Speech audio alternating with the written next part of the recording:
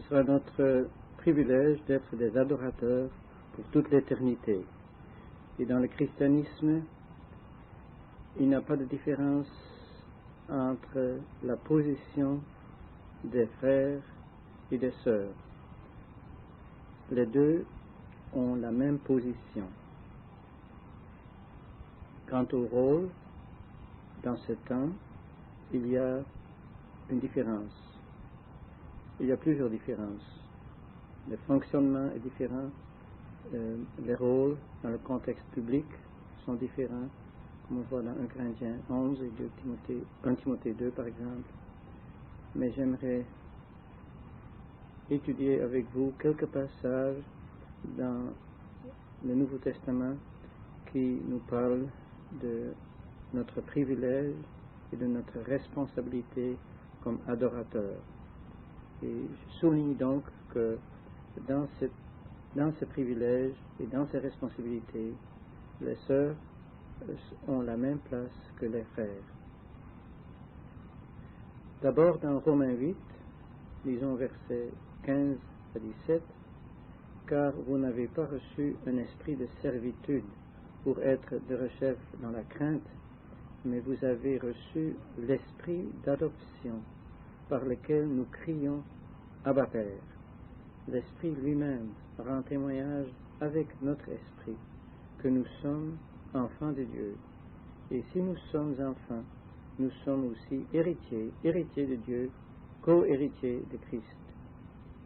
Si du moins nous souffrons avec lui, afin que nous soyons aussi glorifiés avec lui. Il y a ici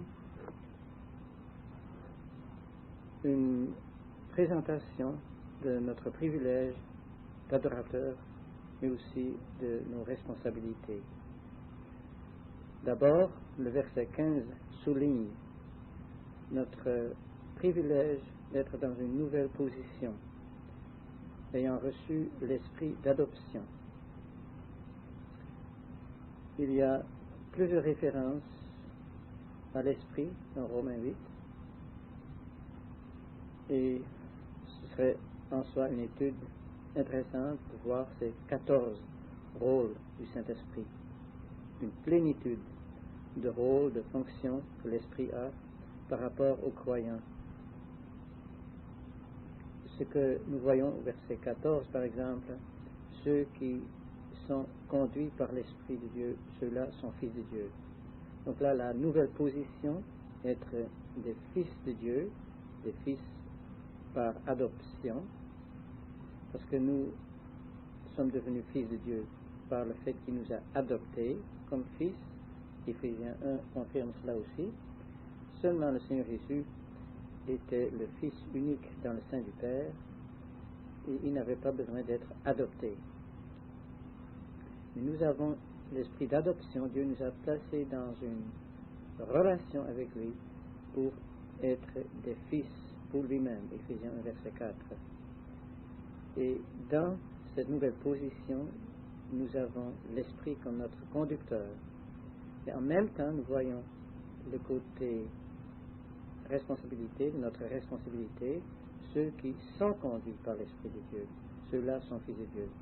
Donc, notre conduite pratique, notre obéissance, notre dépendance va ensemble avec ce privilège. Il est supposé que les fils de Dieu soient conduits par l'Esprit de Dieu, mais ce n'est pas automatiquement le cas. Nous devons être spirituels, une attitude spirituelle, comme chapitre 7 nous montre. Si nous sommes encore sous l'influence quelconque de la chair, nous ne pourrons pas être conduits par l'Esprit. Donc voilà cette nouvelle position ensemble avec cette responsabilité. Et dans ce contexte-là, nous avons le verset 15, « Vous n'avez pas reçu un esprit de servitude ». Là, nous voyons le contraste avec la situation sous la loi de Moïse, qui est comparée avec la servitude, parce que ça va ensemble avec ce que nous étions dans la chair.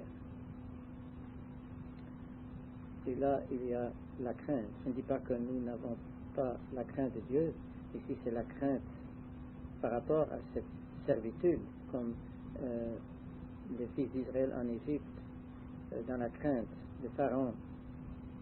Nous avons le respect pour Dieu, et la crainte de Dieu c'est quelque chose d'autre. Nous vivons maintenant dans une relation avec Dieu, et dans ce respect par amour pour lui, c'est une autre forme de crainte, mais c'est tout à fait différent. Le verset 15 dit: vous avez reçu l'esprit d'adoption. Donc nous voyons ici aussi une relation intime que nous avons avec l'Esprit de Dieu. Nous avons une relation avec le Père, nous avons une relation intime avec le Seigneur Jésus, le Fils, il est notre bien-aimé, et nous voyons plusieurs côtés de cette relation développée dans l'Épître aux Romains, mais nous avons aussi cette relation avec l'Esprit. Mais l'emphase dans ce verset est sur la relation avec le Père. Nous avons vu dans Jean 20 cette nouvelle relation, nouvelle association par rapport à la nouvelle création. Et dans ce contexte-là, nous avons reçu l'Esprit, pas seulement comme vie de résurrection, comme on a vu à la fin de Jean 20, mais aussi l'Esprit de Dieu qui habite en nous. Et c'est par l'Esprit que nous pouvons répondre à la pensée de Dieu. Dieu donne toutes les ressources nécessaires pour que nous puissions fonctionner comme ses fils. Et ses fils lui donnent une réponse dans l'adoration, disant Abba Père. C'est vraiment tout nouveau. Le judaïsme n'a pas connu cela. Et même les croyants, après l'enlèvement de l'Église, n'auront pas ce même privilège que nous avons maintenant. Et je mets l'emphase sur la question d'une réponse. Dieu attend une réponse de notre part. Il cherche une réponse. On a vu cela dans Jean 4, dans Jean 12 aussi, et aussi dans Jean 20. Et maintenant, c'est quelque chose que Dieu attend de nous comme croyants aujourd'hui. Pour cela, il nous a donné l'Esprit qui nous soutient, qui lui-même rend témoignage, verset 16, avec notre esprit. Donc, il y a un lien intime avec l'Esprit de Dieu. Il nous guide, mais il produit aussi en nous un état qui est conforme aux pensées de Dieu, comme étant ses fils par adoption.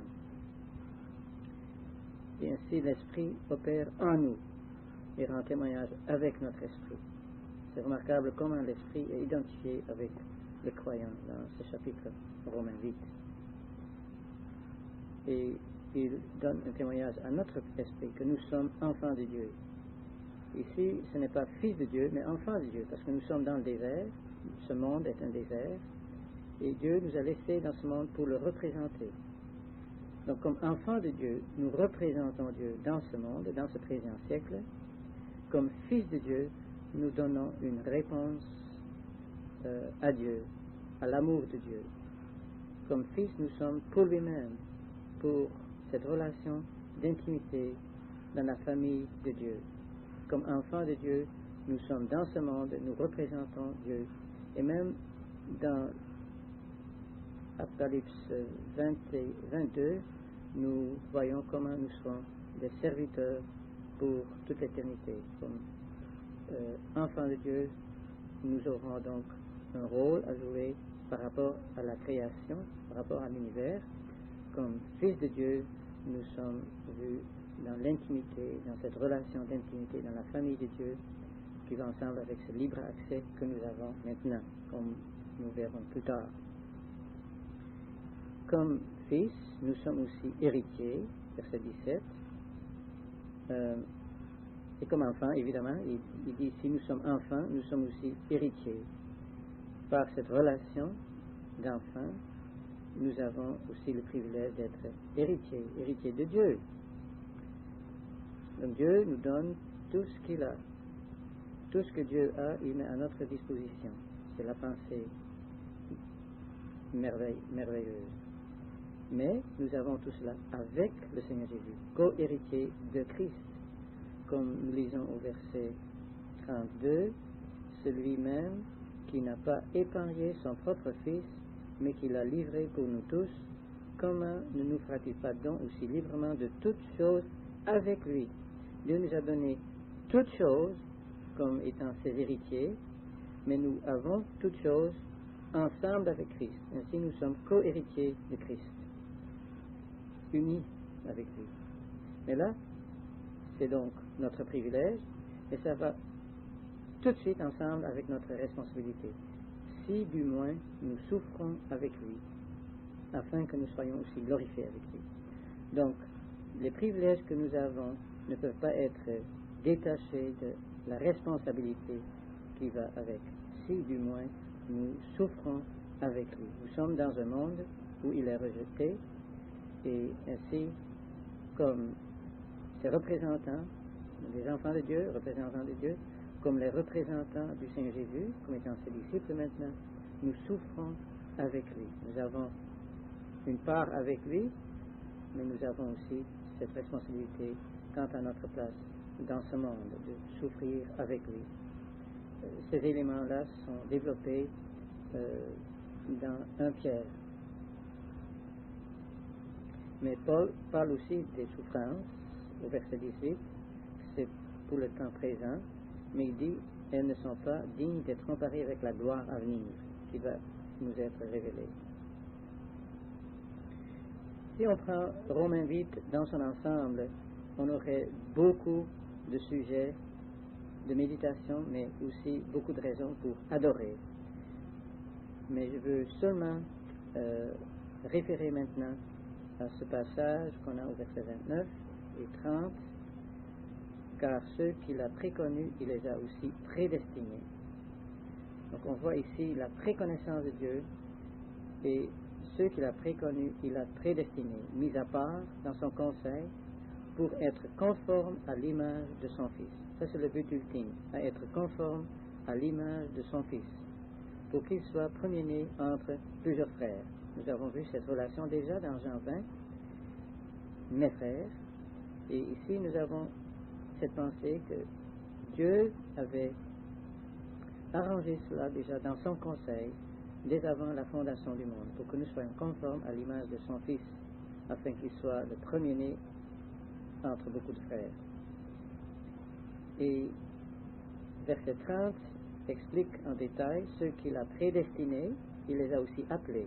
Prédestinés, c'est la grâce souveraine de Dieu avant la fondation du monde. Appelés, c'est ce qu'il a fait dans le temps, par sa grâce, il nous a appelés. Ensuite, il les a aussi justifiés. C'est sur la base de l'œuvre accomplie de Christ.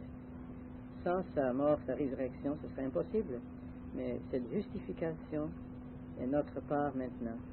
Et dans ce contexte-là, Dieu nous voit déjà comme glorifiés. Dans la relation avec Christ, qui est maintenant dans la gloire, Dieu nous voit déjà glorifiés. C'est dans son conseil.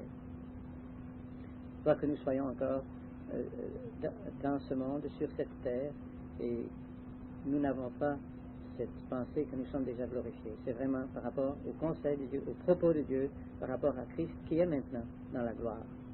Mais nous voyons au verset 28, nous savons que toutes choses travaillent ensemble pour le bien de ceux qui aiment Dieu, de ceux qui sont appelés selon son propos.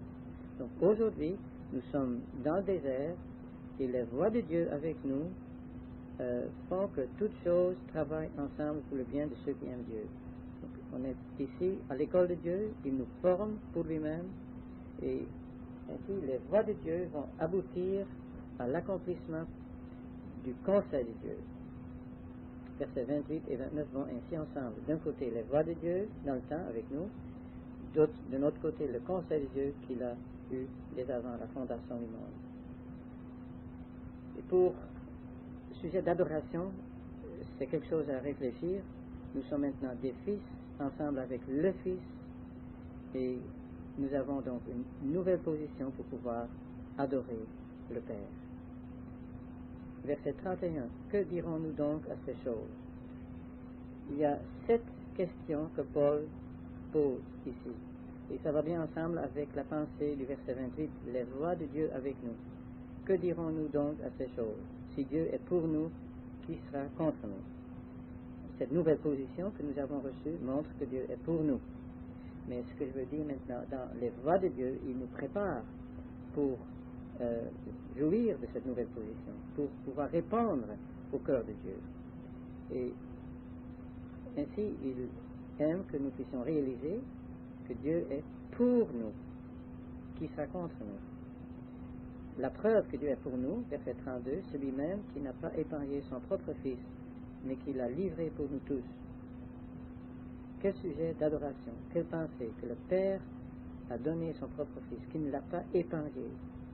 Il n'a pas diminué le jugement que le Seigneur Jésus a subi à notre place, malgré le fait qu'il était le Fils bien-aimé de Dieu. Son propre Fils, c'est pour souligner cette relation d'intimité et d'amour entre le Père et le Fils. Il n'a pas épargné, mais il l'a livré pour nous tous. C'est l'acte de la grâce souveraine de Dieu, l'acte d'amour de Dieu. Il est vrai, le Seigneur Jésus s'est livré lui-même. Il est vrai, Judas l'a livré entre les mains des hommes. Mais ici, c'est Dieu qui a livré son propre Fils. Comment ne nous fera-t-il pas donc aussi librement de toutes choses avec lui? Et ainsi, Dieu nous prépare pour être des adorateurs. On a reçu tout. On a vu cela dans Jean 4. Dieu, le grand donateur, il donne tout. Et librement. Mais pour jouir de ces choses avec lui. Donc, dans la communion avec Dieu lui-même, le Père, dans la communion avec le Seigneur Jésus. Qui intentera accusation contre les élus de Dieu? C'est une autre chose importante. Pour pouvoir jouir de la relation avec Dieu, pour pouvoir donner une réponse dans l'adoration, nous devons réaliser dans nos cœurs que notre nouvelle position est en dehors de chaque accusation possible. Donc Satan est l'accusateur des frères. Mais quant à notre nouvelle position, il ne trouvera aucune accusation. Si Satan trouve une accusation contre nous, c'est par rapport à notre pratique, malheureusement. Mais quant à notre nouvelle position comme adorateur, comme fils de Dieu, il n'y a aucune accusation possible. Verset 34, c'est Dieu qui justifie. Qui est celui qui condamne? L'Épître aux Romains met beaucoup d'emphase sur notre position comme étant justifié devant Dieu. Dieu nous a justifiés. Qui peut donc condamner? Ces remarques sont importantes pour nous aider à donner une réponse dans l'adoration. Plus qu'on réalise cette position merveilleuse que Dieu nous a donnée, comme étant ses propres fils, plus on sera capable de pouvoir adorer le Père et le Fils. Et je répète, c'est exactement la même pour les frères et pour les sœurs. C'est Christ qui est mort, mais plutôt qui est aussi ressuscité, qui est aussi à la droite de Dieu. Cette nouvelle position que Dieu nous a donnée est sur la base de la mort et de la résurrection du Christ et sur la base du fait qu'il est maintenant à la droite de Dieu. Il a été élevé et exalté, il se trouve là à la droite de Dieu et de là il a envoyé son esprit qui habite maintenant en nous. Donc cette nouvelle position est par rapport à un Christ mort, ressuscité et exalté à la droite de Dieu. Et qu'est-ce qu'il fait là? Il intercède pour nous. Il est là pour nous soutenir. L'ennemi est là pour nous accuser. Et on a vu déjà, il ne peut pas nous accuser quant à notre position. Il peut nous accuser peut-être par rapport à notre marche. Mais là, nous avons le Seigneur qui intercède pour nous. C'est le remède que Dieu donne pour nous quant à ces attaques de l'ennemi. Donc il ne faut jamais désespérer. Il faut toujours, si on a manqué, si on a péché, il faut confesser ces choses et abandonner ces choses. Mais là, il faut se réjouir dans le Seigneur Jésus et dans cette relation que nous avons maintenant avec Dieu et dans ses fils et avec le Seigneur Jésus, avec qui nous pouvons partager tout maintenant. Toute la joie, tous les biens qui sont dans le ciel et dans le cœur de Dieu, nous avons maintenant avec le Seigneur Jésus. Quelle raison pour pouvoir adorer. et il nous soutient par son intercession, il nous soutient pour cela. Et lorsqu'on va autour de nous, verset 35, qui est-ce qui nous séparera de l'amour du Christ? Tribulation, ou détresse, ou persécution, ou famine, ou nudité, ou péril, ou épée? Encore cette question ici. Cette possibilité de trouble, mais ces choses ne peuvent pas nous séparer de l'amour du Christ. Donc, j'ai déjà mentionné, nous avons des ressources merveilleuses dans l'amour du Christ. Et c'est cette chose que Paul mentionne ici, des choses très réelles: tribulation, détresse, persécution, famine, nudité, péril, épée, des choses que Dieu permet dans son gouvernement, dans ses lois, verset 28. Ces choses ne peuvent nous séparer de l'amour du Christ. L'amour du Christ est une belle expression qu'on trouve encore dans 2 Corinthiens 5 et je pense aussi dans Éphésiens. C'est seulement 3 fois dans le Nouveau Testament. Verset 36, selon qu'il est écrit, pour l'amour de toi, nous sommes mis à mort tous les jours. Nous avons été estimés comme des brebis tuées. Ici, dans ce contexte difficile, la persécution, à cause du nom de Christ, par amour pour lui, il y a en même temps cette joie de la communion avec lui. C'est un peu comme Paul dit dans Philippiens 3, verset 10, pour le connaître lui et la puissance de sa résurrection et la communion de ses souffrances, étant rendu conforme à sa mort, si en quelque manière que ce soit je puis parvenir à la résurrection d'entre les morts. Donc, les expériences qu'il décrit ici au verset 35 et 36 de Romains 8 aident en réalité, nous aident à fonctionner comme des adorateurs. Et ça va ensemble avec cette conviction du verset 37. Au contraire, dans toutes ces choses, nous sommes plus que vainqueurs par celui qui nous a aimés. L'emphase est encore sur celui qui nous a aimés. Nous sommes entièrement dépendants de lui. Mais la pensée de Dieu est que nous soyons des vainqueurs, même des super vainqueurs, plus que vainqueurs. Satan veut nous faire tomber. Et souvent nous manquons. Mais le Seigneur veut nous encourager, il veut nous aider pour être des vainqueurs et même des super vainqueurs. Donc, dans le contexte actuel, des choses difficiles, des choses que Dieu permet, et nous avons vu, verset 28, toutes choses sont sous son contrôle. Il fait coopérer toutes choses pour le bien de ceux qui aiment Dieu. Dans ce contexte-là, Dieu veut que nous soyons des vainqueurs. Et comme vainqueurs, nous pouvons adorer le Père et le Fils par le Saint-Esprit qui nous a donné.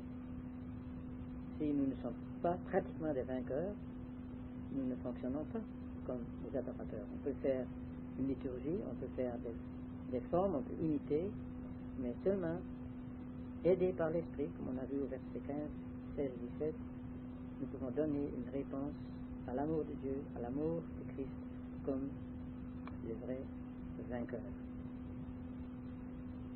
Verset 38, on voit cette conviction que Paul a, je suis assuré ou convaincu.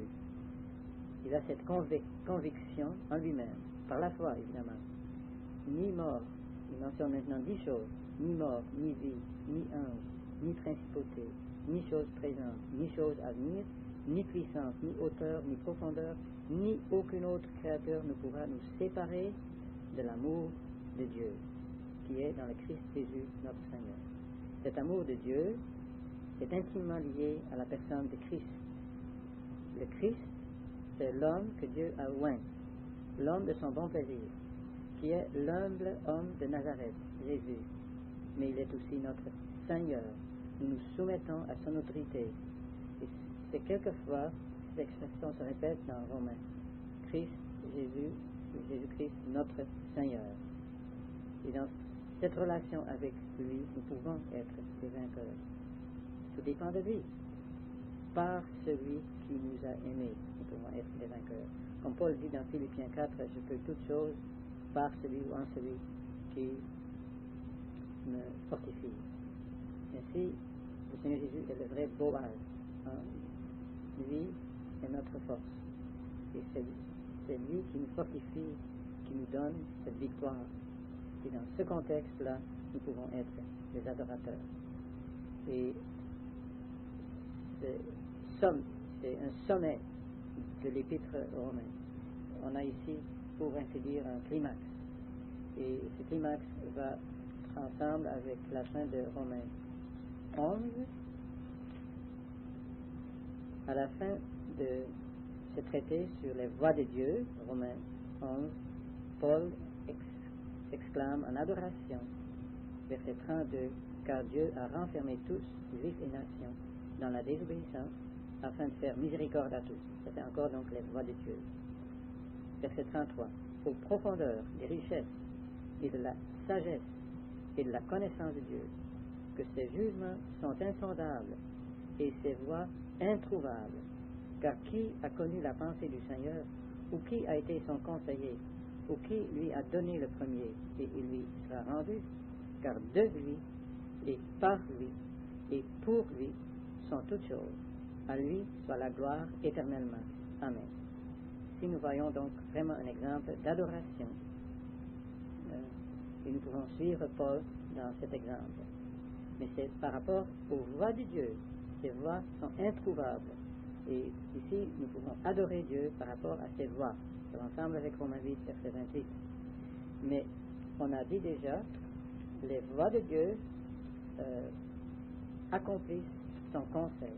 Et le conseil qu'on voit dans Éphésiens 1, par exemple, est un conseil qui est réalisé maintenant par les voies de Dieu, afin que nous puissions vraiment adorer, comme on a vu aussi dans Romains 8, versets 29 et 30, cette nouvelle position qui nous donne selon son conseil. Et ainsi, on voit dans Éphésiens 3 cette exclamation en adoration de Paul par rapport au conseil de Dieu. Je vais juste mentionner cela, peut-être on va revenir à des titres aux Éphésiens plus tard, mais dans Romains 11, l'exclamation, l'adoration est par rapport aux voies de Dieu, et dans Éphésiens 3 à la fin, l'adoration de Paul est par rapport au conseil de Dieu. Et ainsi, nous pouvons entrer dans ces choses pour pouvoir être des adorateurs. J'aimerais maintenant mentionner un point que j'ai oublié en parlant de Jean 20. Dans Jean 20, nous avons vu Marie de Magdala, et comme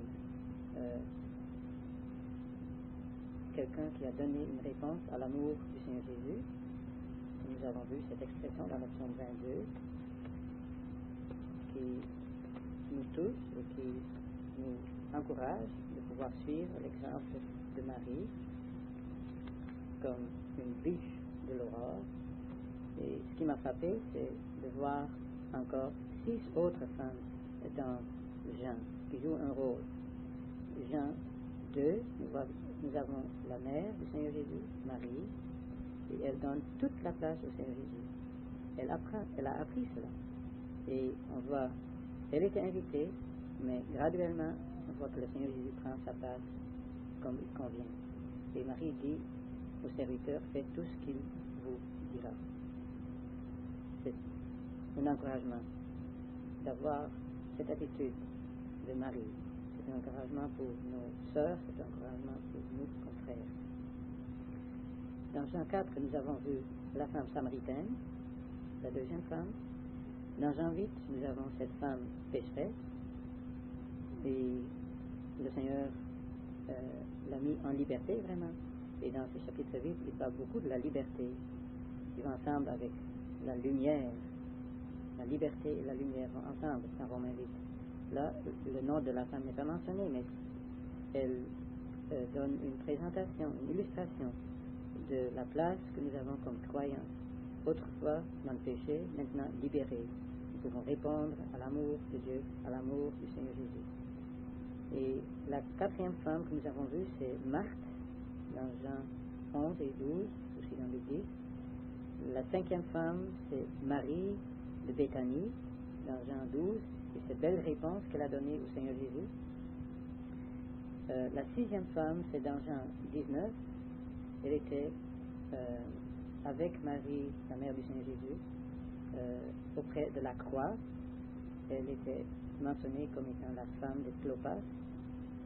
Peut-être c'est Clopas qui était plus tard un frère dirigeant qui a suivi Jacques après sa mort. Mais ça, c'est la 6e femme qui est mentionnée, et Marie de Magdala, la 7e, qui a donné cette belle réponse, comme nous avons vu dans Jean 20. Encore une autre remarque par rapport à notre position de fils. Je réfère à Jean 8, verset 35. Or, l'esclave ne demeure pas dans la maison toujours, le fils y demeure pour toujours. Si donc le fils vous affranchit, vous serez réellement libre. Donc cette nouvelle position de fils, comme nous avons vu dans Romains 8, qui va ensemble avec l'Esprit Saint, qui nous a donné cette position, et nous avons reçu l'esprit d'adoption. On peut aussi penser au fait que nous avons maintenant ce privilège d'être des fils, et peut-être l'emphase est sur notre esprit, mais de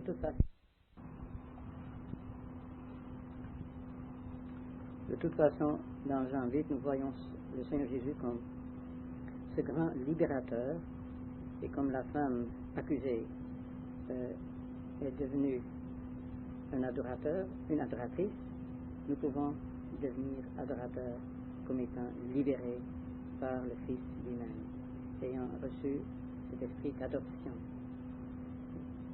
Et dans cette liberté, dans la joie d'être libre, nous pouvons adorer. Ça va bien ensemble avec Romains 8, parce que dans Romains 7, nous voyons cette certitude du péché, Romains 8, l'affranchissement, et ici dans Jean 8, nous voyons que le Fils nous a franchis. Si l'Esprit de Dieu fait quelque chose, c'est toujours ensemble avec le Fils. Le Fils a envoyé son Esprit, et l'Esprit représente le Seigneur Jésus qui est maintenant dans la gloire, et il fait les choses selon lui et pour lui. Donc ces 7 femmes de l'Évangile de Jean sont des modèles, des illustrations pour nous, pour l'adoration. Et par rapport à Jean 20, j'aimerais encore souligner les grands contrastes. On a vu l'incertitude au début de Jean 20 qui était caractéristique pour tous, pour Marie, pour Pierre, pour Jean, et cette incertitude a été changée dans une certitude. Et ayant cette certitude, plus tard, les disciples et les apôtres étaient prêts pour souffrir pour le Seigneur Jésus. Sans cette certitude, ils n'auraient jamais pu souffrir. Et j'ajouterais aussi, sans cette certitude, ils ne pourraient pas fonctionner comme adorateurs. Et c'est pour nous la même chose. Le deuxième point dans Jean 20 encore, Marie avait beaucoup de malentendus. Le Seigneur l'a instruit et elle a reçu ses enseignements pour ensuite comprendre. Pour nous aussi, nous sommes instruits par l'Esprit de Dieu maintenant, mais aussi par Christ dans la gloire. Il nous enseigne par son Esprit pour que nous puissions comprendre notre nouvelle position, et ainsi nous pouvons adorer. Au lieu de la crainte, on voit avec les disciples réunis le soir, les 10 disciples qui étaient ensemble, on voit que cette crainte est devenue de l'allégresse. En voyant le Seigneur Jésus, ils étaient heureux. Un autre contraste. Ensuite, on a vu aussi comment le manque de foi a été changé en foi. C'est surtout par rapport à Thomas.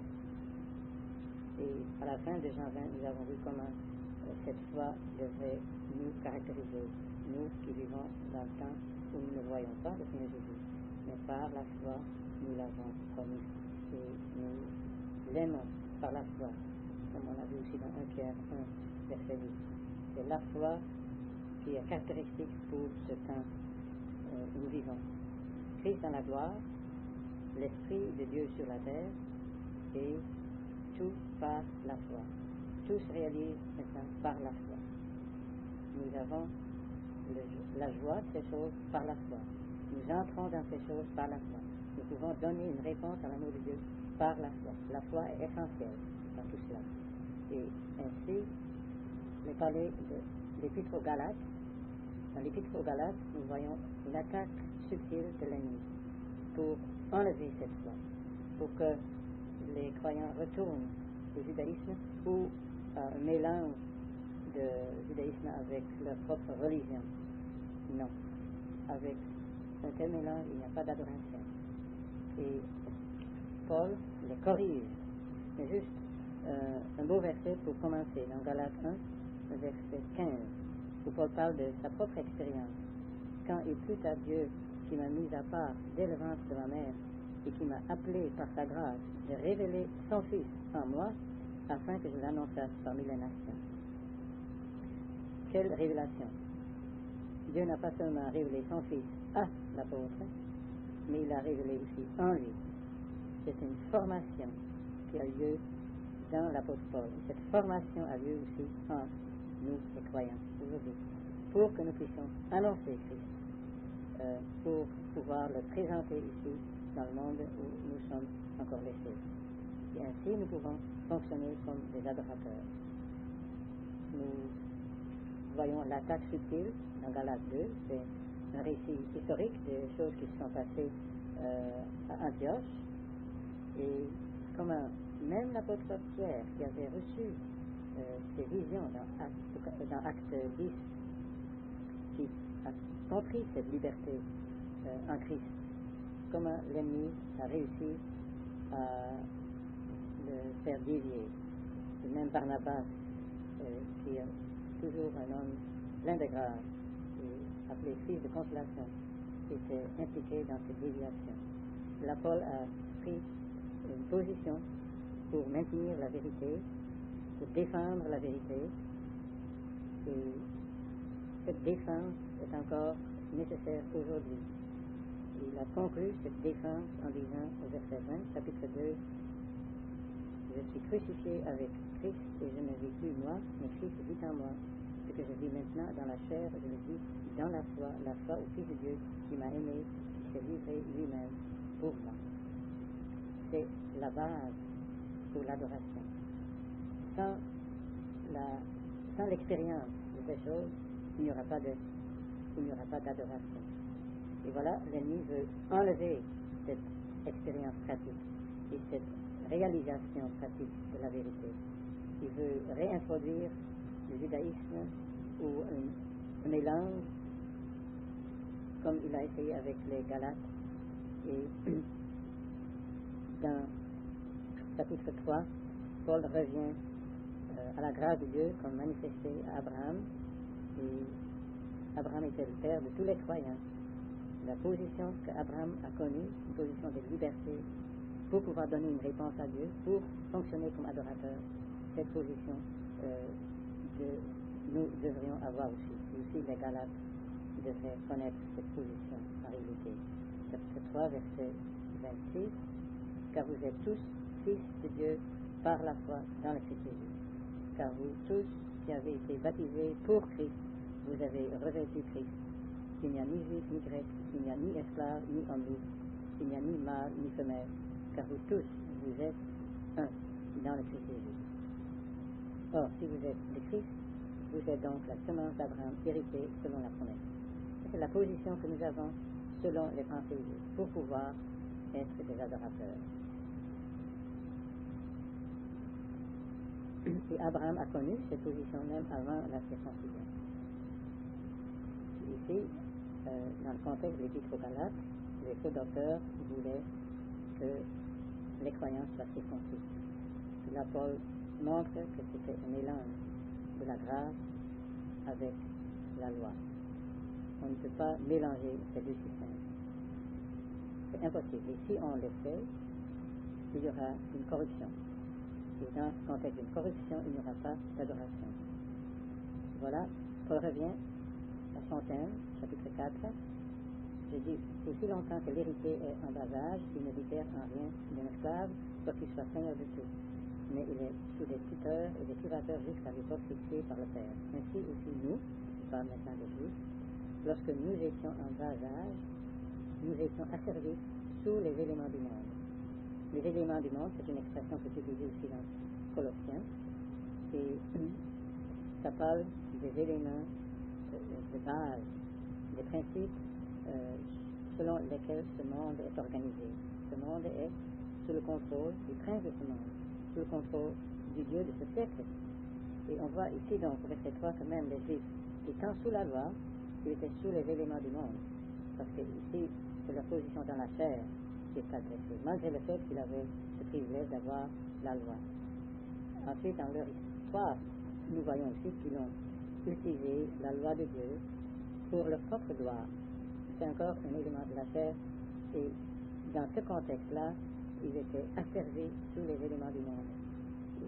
Pour les Colossiens, dans un autre contexte, même le paganisme, c'est un autre aspect des éléments du monde. Donc, je dis, la loi comme telle, comme Dieu l'a donnée, n'est pas un élément du monde. Mais la condition dans laquelle les Juifs se trouvaient était comme asservis sous les éléments du monde.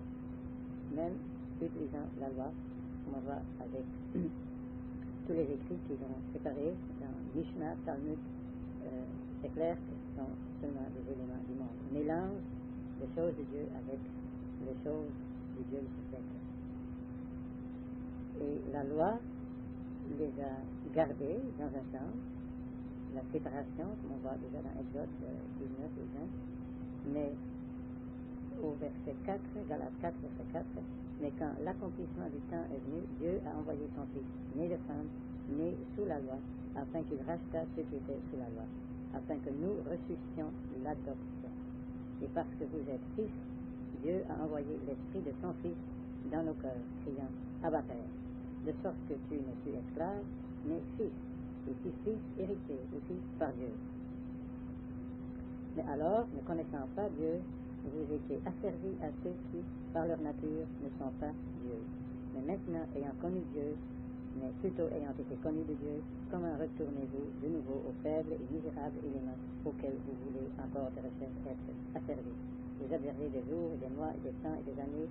Je crains quant à vous que peut-être je n'ai travaillé en vain pour vous. C'est bien solennel ce qu'on a ici.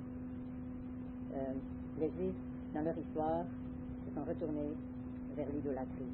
À cause de cela, Dieu les a châtiés, disciplinés, et distribués en dispersion des deux tribus dans la captivité babylonienne. Seulement un petit résidu est retourné à Jérusalem, au pays de la promesse. On voit des détails dans Ezra, dans Néhémie. Mais même là, plus tard, ils sont retournés d'une autre façon aux éléments du monde. Pas l'idolâtrie, comme auparavant, mais la façon dans laquelle ils ont utilisé les choses de Dieu, c'était vraiment encore les éléments du monde. Le Fils de Dieu est venu, comme on voit au verset 4, dans l'accomplissement du temps. Dieu a envoyé son Fils. Et la façon dans laquelle il est venu dans ce monde, né de femme, né sous la loi, souligne comment il s'est identifié avec la situation dans laquelle son peuple se trouvait. Mais le but était, verset 5, de les racheter, afin qu'il rachetât ceux qui étaient sous la loi. Vous les mettre encore sous la loi? Non, afin que nous reçussions l'adoption. Donc, si on veut parler d'une loi, ce serait une nouvelle loi. C'est comme Paul développe dans Galates 6. La nouvelle création, de laquelle nous avons parlé dans Jean 20, va ensemble avec ce qu'on trouve dans Galates 6, une nouvelle création, verset 15, car ni la circoncision, ni l'incirconcision ne sont rien, mais une nouvelle création. C'est à l'égard de tous ceux qui marcheront selon cette règle, paix et miséricorde sur eux et sur l'Israël de Dieu. Les Juifs croyants dans ce temps-là, les Juifs chrétiens, c'était le vrai Israël de Dieu. Ensemble avec les croyants d'entre les nations, ils connaissaient maintenant cette paix et cette miséricorde en marchant selon cette nouvelle règle de la nouvelle création. Au lieu d'être sous la loi de Moïse, ils sont sous une nouvelle règle, une nouvelle loi. C'est la loi de Christ, chapitre 6, verset 2. Portez les charges les uns des autres et ainsi accomplissez la loi du Christ. Donc, la loi de Moïse ne s'applique plus aux chrétiens, juifs croyants ou croyants parmi les nations. Mais il est passé sous une autre loi, une nouvelle loi, la loi du Christ. Une loi qui est d'un ordre tout à fait différent, appartient à cette nouvelle création, va ensemble avec cette nouvelle création. une règle qui appartient à cette nouvelle création. Et on ne peut pas mélanger ces deux systèmes. Comme je dis déjà, la loi et la grâce ne se mélangent pas. Si on mélange les deux, il n'y aura plus d'adoration. Voilà les efforts de l'ennemi dans Galates pour justement faire cela, pour mélanger les deux. Pour revenir au chapitre 4, nous avons la nouvelle position qui ressemble avec cette nouvelle création, où nous voyons le Fils, et par-ci nous avons reçu l'adoption. Nous avons déjà vu l'esprit d'adoption dans Romains 8. Maintenant, nous voyons que Dieu nous donne une nouvelle position d'être adoptés comme fils, ensemble avec son Fils. Et ainsi, verset 6 du chapitre 4, parce que vous êtes fils, Dieu a envoyé l'esprit de son Fils. Donc, il y a encore ce lien merveilleux entre le Fils et l'esprit, entre le Fils et nous, par son esprit, et la réponse que nous pouvons donner dans l'adoration, ayant l'esprit de son Fils dans nos cœurs, criant Abba Père. Ça, c'est l'adoration. Donc, c'est la position que Dieu nous donne selon son conseil, selon son propos, la vraie liberté qu'il nous donne pour être ici, pour son bon plaisir, comme ses fils, et ainsi nous pouvons donner une réponse dans l'adoration. Abba Père. C'est remarquable que le Seigneur Jésus lui-même a prié dans le jardin de Gethsémani, dans Marc 14, Abba Père. Là, il était dans le combat. Et ici, c'est un autre contexte.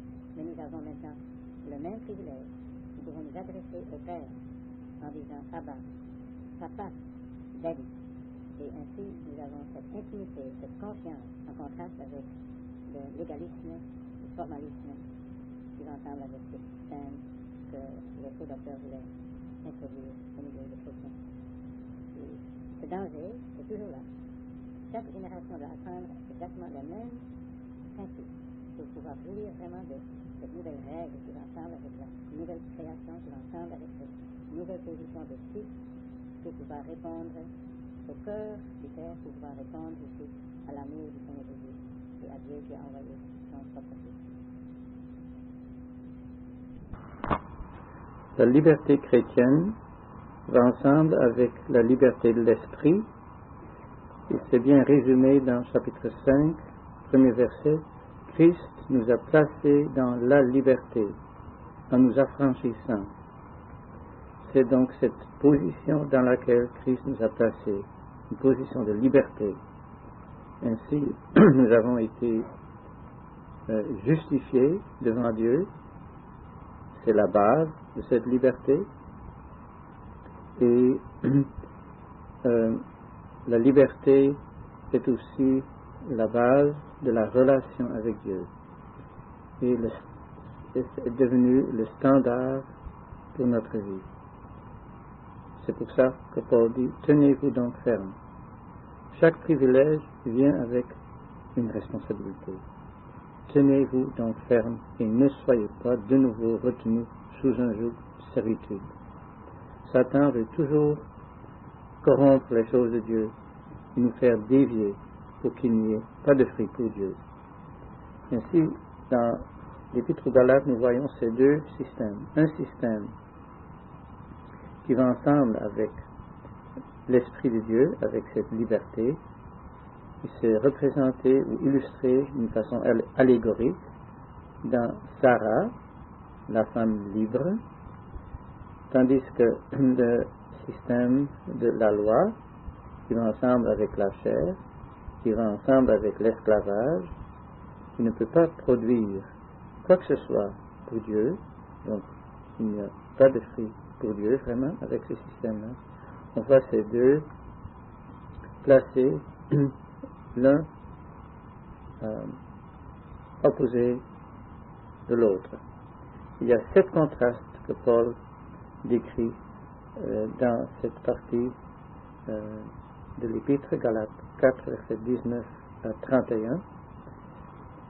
Mais pas seulement cela, il parle aussi d'un exercice profond qu'il avait, comme il exprime au verset 19, « Mes enfants, pour l'enfantement desquels je travaille de nouveau, jusqu'à ce que Christ ait été formé en vous. » Au début de la lettre, nous avons vu comment Dieu a formé Christ dans l'apôtre Paul. Ça, c'est l'intervention de la grâce souveraine de Dieu. Maintenant, nous voyons aussi le côté de l'homme. Ça prend un exercice de notre part. Et on voit ici Paul comme un père spirituel, comme une mère spirituelle qui travaille. Même comme une mère qui va donner la vie à son enfant, qui va enfanter, elle est en travail, en labeur. Pour quel but? Afin que Christ soit formé en vous. Et cette formation est nécessaire pour être de vrais adorateurs. Dans le chapitre 5, nous voyons comment ces deux systèmes sont placés, l'un opposé à l'opposé de l'autre, et je veux juste souligner un verset 13, car vous, frères, vous avez été appelés à la liberté. Seulement, n'usez pas de la liberté comme d'une occasion pour la chair, mais par amour, servez-vous l'un l'autre. On sait que Satan est très rusé, il peut même utiliser la liberté comme une occasion pour la chair. Ce ne serait pas correct non plus. Donc, nous voyons comment nous devons être attentifs pour ne pas tomber dans les pièges de l'ennemi. Verset 16, mais j'ai dit, marchez par l'Esprit, dans la puissance de l'Esprit, sous le contrôle de l'Esprit, et vous n'accomplirez point la convoitise de la chair. Il y a la nouvelle nature, il y a un nouveau guide, opposé à la vieille nature avec le vieux guide de la loi. Ensuite, nous avons les œuvres de la chair opposées aux fruits de l'esprit. C'est remarquable que le fruit de l'esprit est un, mais c'est un fruit composé de 9 aspects. Et ce fruit dans son ensemble représente Christ. Donc, dans d'autres mots, verset 22 du chapitre 5, le fruit de l'esprit est l'amour, la joie, la paix, la longanimité, la bienveillance, la bonté, la fidélité, la douceur, la tempérance ou le contrôle de soi. C'est un fruit composé de 9 aspects. Ces 9 aspects représentent Christ en nous. Comme on a vu dans le chapitre 4, verset 19, jusqu'à ce que Christ ait été formé en vous. L'Esprit de Dieu opère cela. Et le fruit de l'Esprit, c'est Christ reproduit dans le croyant. Et ainsi, il y aura de l'adoration. Ainsi, il y aura du fruit pour Dieu. Verset 24. Or, ceux qui sont du Christ ont crucifié la chair avec les passions et les convoitises. Si nous vivons par l'Esprit, marchons aussi par l'Esprit. C'est ce défi qui se place devant nous. Pour pouvoir continuellement être sous le contrôle de l'Esprit. Et ainsi, dans ce passage, il y a beaucoup d'emphase sur l'Esprit. Dans le chapitre 5, verset 16, jusqu'au verset 25, il y a 7 fois une référence à l'Esprit. C'est l'Esprit qui produit Christ en nous.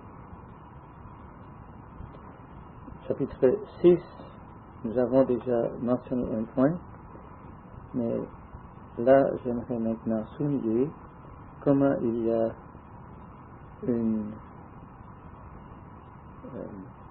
comme une barrière entre le monde et le croyant. Les deux ne peuvent jamais aller ensemble. La grâce et la chair ne peuvent jamais aller ensemble.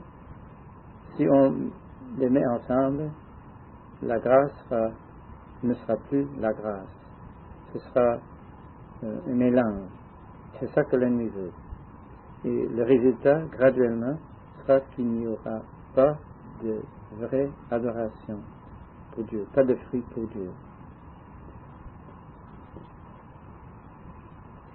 Et il met beaucoup d'emphase sur notre responsabilité, chapitre 6, verset 7. Ne soyez pas séduits, on ne se moque pas de Dieu. Car ce qu'un homme sème, cela aussi il le moissonnera. Nous sommes responsables pour ce que nous faisons. Nous sommes responsables pour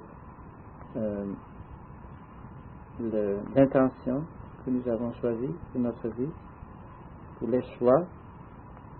Est-ce que nous avons toujours en vue les intérêts de Dieu, les intérêts de Christ? Verset 8. Car celui qui sème pour sa propre chair moissonnera de la chair la corruption. C'est très solennel.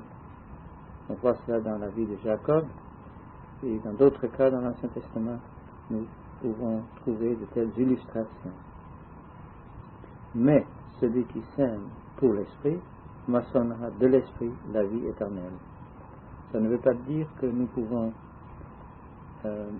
acquérir la vie éternelle de nos propres efforts, mais ayant reçu la vie éternelle par la foi, nous avons le choix de nous concentrer sur la chose du Seigneur, de promouvoir ses intérêts, ou bien de promouvoir les intérêts de la chair.